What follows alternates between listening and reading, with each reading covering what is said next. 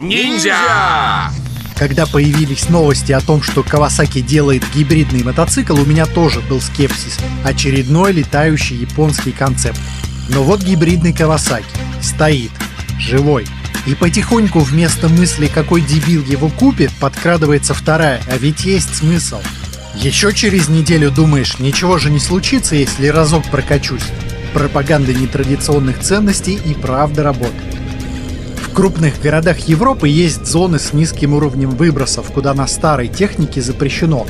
Следующий шаг – переход на зоны с нулевыми выбросами. С 30-го года кататься по европейским столицам на бензине будет труднее, чем искать новинки на ВХС. С другой стороны, на популярных у байкеров красивых дорогах потихоньку закрывают проезд на бензиновых мотоциклах в некоторые дни недели и часы из-за шума. Плюс принуждающие льготы при покупке электротранспорта. Думаете, этим страдают только в Европе? Поворчим про неэкологичность производства батарей в комментариях, но факт в том, что ДВС маргинализируется. Это уже не будущее. Когда живешь внутри города, вопросов нет. Недорогие электроскутеры великолепно себя чувствуют в каменных джунглях с достаточным запасом хода, поэтому Китай с Индией так бодро электрифицируются. Больше скажу, как 2 года назад купил электроскутер, так и не нарадуюсь. Удовольствие езды по городу возросло на порядок. Когда люди описывают, почему любят мотоциклы, помимо свободы апеллируют к чувству единения с окружающим миром. Соглашусь, что бензиновый мотоцикл вызывает чарующий эффект присутствия в литейном цехе, но когда едешь на байке, который не шумит, не воняет, не печет и не дергается, слияние с окружающим миром очевидно больше. Больше слышишь, больше чувствуешь. Проблема в том, что много людей предпочитает жить за городом, добираясь на работу по магистрали. Ехать долго по магистрали со скоростью потока на электромотоцикле нереально. Только самые дорогие модели тысяч за 25 евро способны преодолевать хотя бы 100 километров по магистрали, я уж не говорю про возврат домой без подзарядки. Сложная история с дальниками. Просто не существует электромотоциклов, на которых комфортно путешествовать. Даже самые дорогие требуют слишком частой зарядки. Даже не время, раздражает, что духа свободы нет. А гибрид на мотоцикле действительно неплохая мысль. Запас хода 300-400 километров с быстрой заправкой? Пожалуйста. Хочешь на магистрали как человек быстро ехать? Пожалуйста. На въезде в город включаешь электрический режим и катаешься без запретов со всеми плюсами электрички. Батарейка небольшая, поэтому стоимость не космическая и вменяемый вес. Плюсом получаешь мотоцикл с автоматической коробкой передач. Также есть фишки гибрида. Как я уже сказал, люблю ощущение электрички в городе, но живу в пригороде, и если ехать в город кусок по магистрали, немного быстрее, но там электроскутер с максималкой в 90 км в час чувствует себя неуютно и высаживает батарейку быстрее, чем хочется. Гибрид позволяет использовать ДВС там, где нужна скорость, и можно позволить себе не переживать насчет запаса батареи на обратную дорогу. И гибрид закрывает потребность в электричке для города и ДВС для поездок в горы. Когда весь бюджет 13 тысяч евро на 2 мотоцикла, сильно не развернешься, придется для города взять что-то совсем простое китайское. А тут у нас целый гибридный японец, что само по себе экзотика, привлекающая внимание. Однако, несмотря на то, что концепция мотогибрида имеет право на жизнь, реализация Kawasaki сыровата. Сразу хочется второе поколение. Формула X – мегацентр мототехники, запчастей и экипировки на юге Москвы. Для меня Формула всегда была приоритетным местом, чтобы выбрать экипировку и аксессуары. Центр за последние годы сильно развился, собрав в себе основных игроков на рынке не только экипировки, но и мототехники.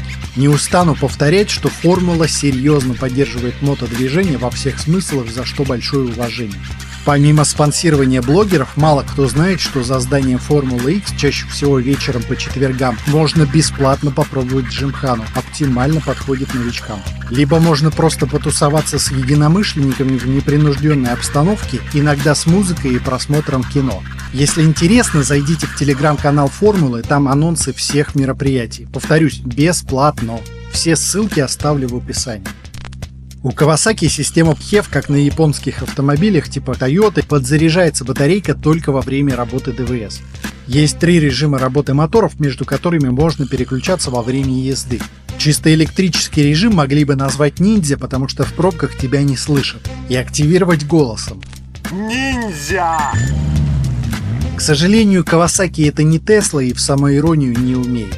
Kawasaki называют зелеными, но свою первую коллекцию действительно зеленых мотоциклов они покрасили в муниципальный серый.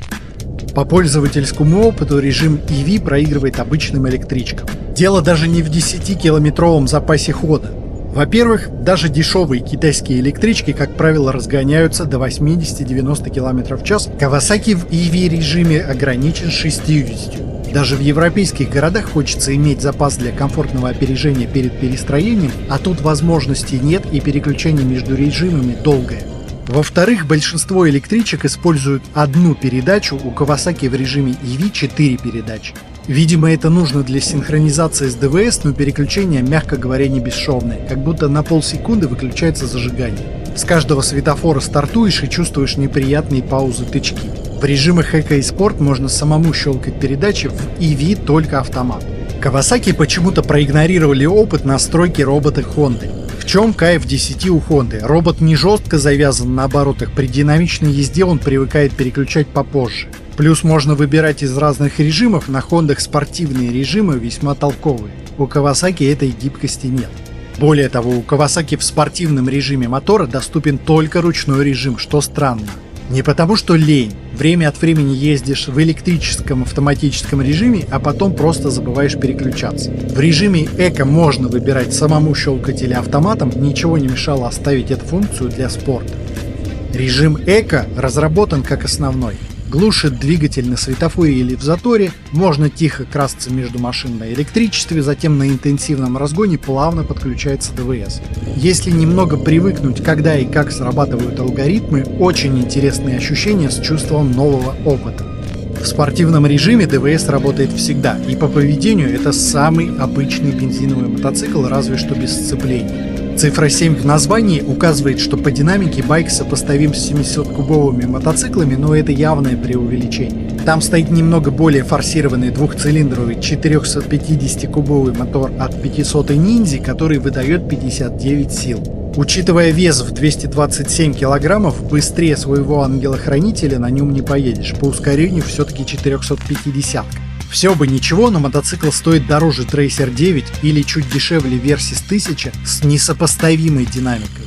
Kawasaki приплели 700-ки, потому что в спортивном режиме можно зажать кнопку e-Boost и несколько секунд совместно с ДВС будет крутиться электромотор на всю катушку с пиковой мощностью 69 сил. И действительно, где-то на обгоне или старте на несколько секунд можно почувствовать динамику 700-ки. Постоянно использовать этот режим нельзя, да и не особо удобно, потому что кнопка находится на правом пульте и нужно нажать ее с открытым газом. Мотоцикл интересный, но сырой. Я очень надеюсь на гибридные версии с доработкой. Гибрид как раз для Versys гораздо больше подходит по смыслу, потому что спортбайку избыточная тяжесть и длинная база не подходят, пропадает ощущение юркой игрушки. А литровому Versys дикий вес никак не мешает.